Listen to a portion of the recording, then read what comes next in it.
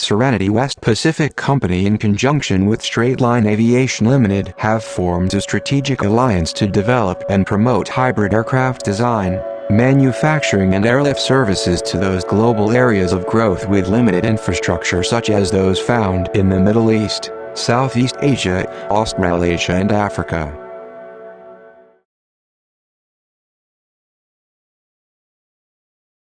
I'm excited today to announce that we're launching production of the LMH-1 hybrid airship. After more than a decade of the Skunk Works working on this technology, it's finally coming to fruition. And we're excited about working with our partner, Straightline Aviation, and the opportunity to transform mobility and cargo operations around the globe. So it's really interesting that Straightline Aviation is actually based in the heart of the Black Country, which is the birthplace of the Industrial Revolution. So I'm absolutely delighted and excited because it will denote a new revolution, a transportation revolution. This airship offers that no other aircraft in the world does. I mean, no other aircraft in the world does this. The big cargo shifters in the world really can't afford to build roads and airports. The infrastructure costs are huge. What industry has needed for a very long time is an aircraft that can avoid all those infrastructure costs. There hasn't been an aircraft available until now. And you've got an aviation milestone that's been unseen before. That's what drives Straightline Aviation.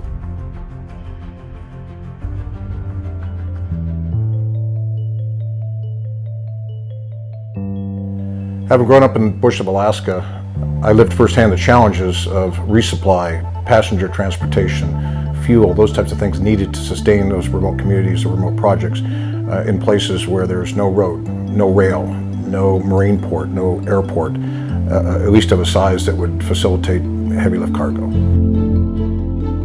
We provide logistics solutions from everything from the planning, feasibility study, modeling, to the execution of the actual field logistics to some of the most remote regions of the world, and specifically in Alaska. We're extremely excited about the LMH-1 and its ability to provide that missing link to remote transportation, to be able to get into communities with limited infrastructure, with no large airport, to be able to land on the water, be able to land on the snow. So this hybrid air solution for us extends potentially the construction season on our remote projects, extends the ability for communities to get fuel and food and other provisions, machinery and equipment for their communities. The Straightline PRL team have strategically pre-positioned operating bases in Alaska in anticipation of the LMH-1, starting here in Kenai.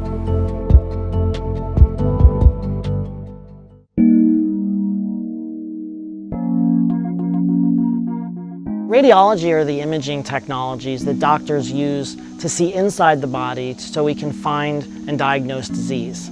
So about half the world has no access to any of those technologies. That's about 4 billion people. If they want to take care of trauma or injuries, they have no X-ray or CT scans or MRIs to do that with. So Rad-Aid brings these services and technologies into underserved and poor regions of the world so that we can take better care of people. So for medical humanitarian efforts, we've always been limited by transportation. Now radiology is actually pretty heavy. Some of it weighs over 3 tons and it's very sensitive.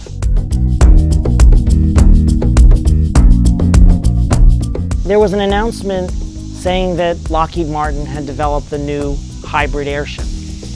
And when I was reading about this, a piece of equipment that could carry over 20 tons, could travel over 1,500 miles, and land on any unprepared flat surface such as sand or snow or water. So to be able to bring medical equipment, medicines, vaccines, and primary care into those regions using a low vibration flight that can land anywhere and then be ecologically friendly and outreach to the communities could really be a significant advancement for how we're taking care of people all over the world, and gives us a new ability to access remote regions where these populations often live.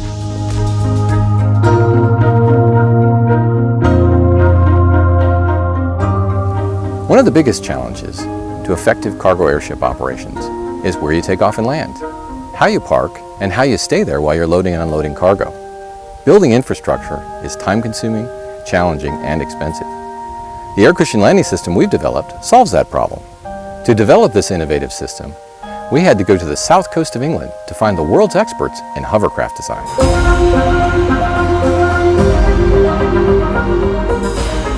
We're here in the Isle of Wight in the UK at the Hovertravel hovercraft terminal.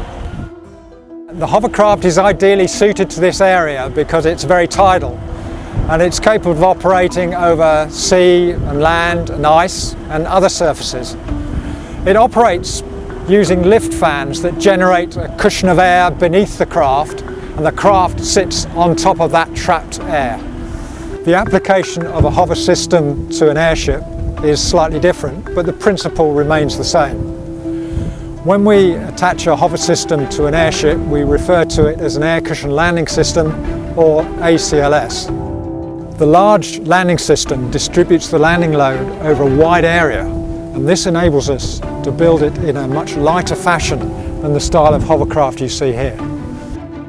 One of the areas where we can save a large amount of weight is in the skirt system fingers. The skirt system surrounds the air cushion landing pad and retains the air. The fingers are the parts of the skirt which contact the surface over which the vehicle operates. Now, on a hovercraft such as this, the skirt system is very robust because it spends all its working life operating over water, land, sand, etc. Unlike this hovercraft, the airship will operate most of its life in the air and will only operate on its air cushion landing system when on the ground. So we can afford to make the skirt system much lighter and more flexible. And in this way, we can save significant amounts of weight compared with this technology of hovercraft.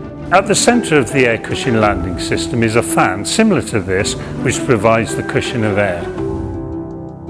The fan has variable pitch blades which can provide pressure and suction. Using the suction, the airship can grip the ground. This innovation allows the airship to park without any other mooring arrangement. For takeoff, we taxi on the cushion of air. Once in flight, we cover the ACLS to give us a smooth profile. In order to prove the technology for a hybrid airship, we teamed up with the experts in the UK to test the design on a subscale test rig, the only one of its kind in the world. With this facility, we were able to adjust both weight and mass independently and test different landing speeds for a vehicle like this. Once the technology was proven, we applied it and tested it on P791, our subscale flight demonstrator, which successfully finished flight trials in 2006. This breakthrough technology makes heavy cargo operations possible, allowing the hybrid airship virtually unlimited access worldwide. The Lockheed Martin hybrid airship is designed to provide economical logistics for those who have limited transportation options in remote areas. Hybrid airships extend existing cargo networks to these underserved areas with limited infrastructure. To provide a better understanding of the capabilities, let's examine a typical ground operation of this unique hybrid aircraft as it returns to its home base from a remote operation. As the hybrid airship completes its landing on the open field, the pilot taxis the airship to its parking location.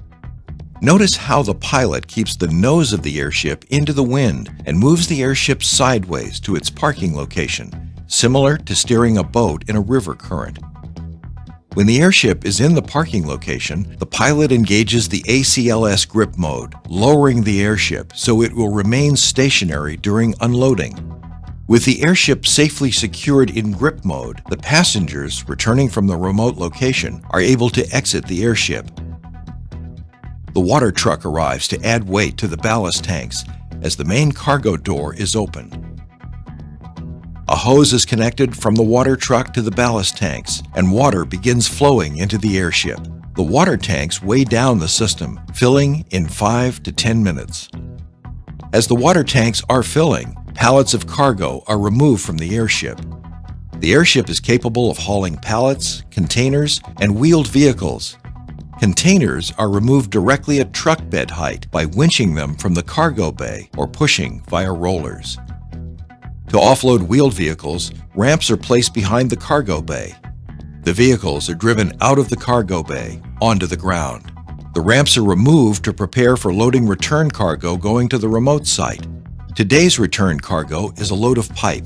The truck backs up to the cargo bay, and the pipe load is winched from the truck into the cargo bay using the onboard winch.